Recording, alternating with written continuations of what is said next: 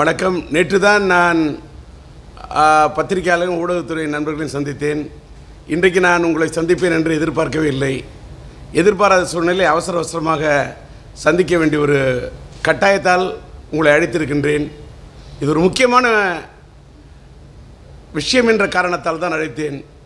ஒன்றும் இல்லை, இப்போ நானும் என்னுடைய மகன் இளைய மகன் குறளரசனும் நாங்கள் சட்ட ரீதியாக ஃபேஸ்புக்லேயோ சோஷியல் மீடியாவில் ஃபேஸ்புக்லேயோ இல்லை ட்விட்டர்லேயோ எங்களுக்கு அக்கௌண்ட் இல்லை.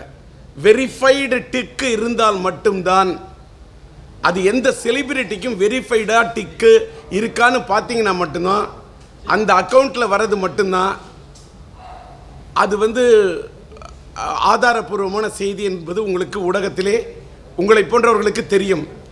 தெரியாதவர்கள் அதை புரிந்த பல செலிபிரிட்டியோட ஃபேக்காக பேரை வச்சுக்கிட்டு தவறாக பயன்படுத்துகிறாங்க.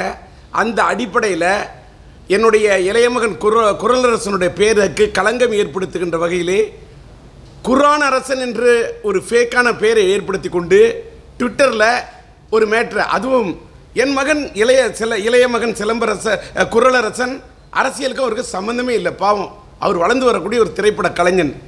இது நம்ம திரைப்படத்தில் ஒரு இசையமைப்பாளராக பணியாற்றிருக்காரு. இப்போ இன்னும் சில படங்களில் இசையமைப்பாளராக பணியாற்று அவரை சம்மந்தப்படுத்தி எங்கள் லட்சிய திமுக நாங்கள் என்னமோ அவசரமாக சட்டமன்ற தேர்தலில் சட்டமன்ற தேர்தலில் திமுக அதிமுக மீறி ஒரு மாற்று அணியை, மூன்றாவதாக ஒரு மாற்று அணியை நான் உருவாக்குறதுக்கு முயற்சி பண்ணுவேன். இன்னும் சட்டமன்ற தேர்தல் வந்து அவ்வளோ நாள் இருக்குது, அதற்கு டைம் இருக்குது. நான் என்ன கேட்டால் சட்டமன்ற தேர்தலே பிரதானம், நாடாளுமன்ற தேர்தலில் காட்டுவோம் நிதானம் என்று சொன்ன காரணத்தால் சட்டமன்ற தேர்தலை எதிர்நோக்க இப்படி தயாராகணும் என்று ஒரு வார்த்தையை சொன்னதுக்காக நாங்கள் எந்த கட்சியோட நான் கூட்டணி வைக்கல. இது என் சம்பந்தப்பட்ட அரசியல் விவகாரம். அதில் போய் நாங்கள் லட்சிய திமுக யாரோடைய கூட்டணி வைக்க போனதாகவும் தமிழ்நாட்டில் தேர்தலில் நிற்க போகிறதாகவும் 234 தொகுதியில் வென்று எங்கள் அப்பா இதாக வராதா, ஐயோ இதெல்லாம் அந்த மாதிரி நான் ஒரு நாள் கூட கற்பனை கூட நான் சொன்னதே இல்லை. அப்படி ஒரு தவறான செய்தியை போடுறாங்க.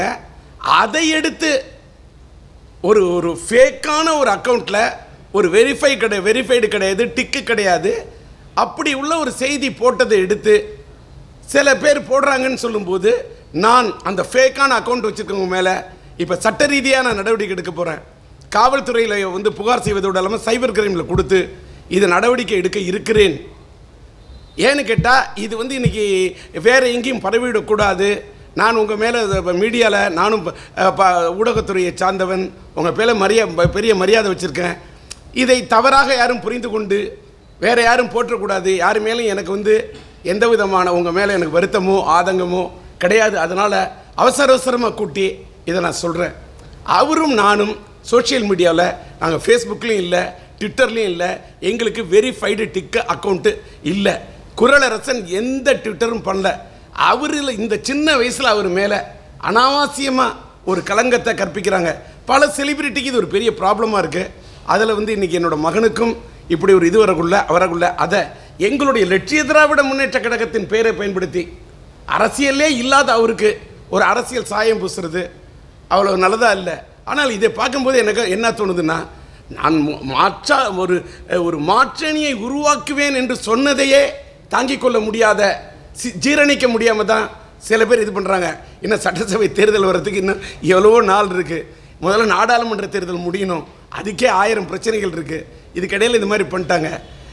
இதில் என்னுடைய மகன் இளைய மகனை பொறுத்த வரைக்கும் இது நம்மால் திரைப்படத்தின் ஆடியோ ரிலீஸ் அப்போ அவர் பத்திரிகையாளரை சந்தித்தார். இதற்கு பிறகு மீண்டும் அவர் விரைவிலேயே சில தமிழ் திரைப்படங்களுக்கு இசையமைப்பு இருக்கின்றார்.